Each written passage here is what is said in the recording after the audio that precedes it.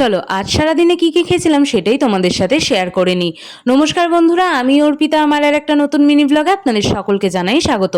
সকাল সকাল খেয়েছিলাম খুদের ভাত দিয়ে আলু সেদ্ধ আর একটা হাফ বয়েল ডিম। আর তারপরে এখানে আমি স্নানে চলে যাই, আর তারপরে এসে ভাবি কি করা যায়। তাই জন্য এখানে আমি আজকে আমার নতুন হেয়ার স্ট্রেটনারটা দিয়ে একটুখানি চুলটাকে স্ট্রেট করেছিলাম, তাও একটা সাইড, কারণ আর একটা সাইড করতে ভীষণ ল্যাদ লাগছিল।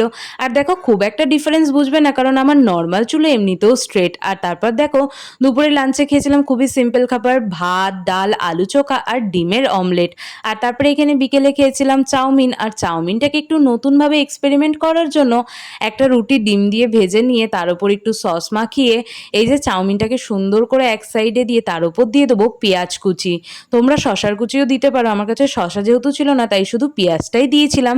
দিয়ে একটা রোল বানিয়ে খেয়েছিলাম, জাস্ট দারুণ লাগছিল। তোমরাও একবার ট্রাই করতে পারো। আজ এই অবধি, সবাই ভালো থাকবেন, সুস্থ থাকবেন। ভিডিও ভালো লাগলে একটা লাইক।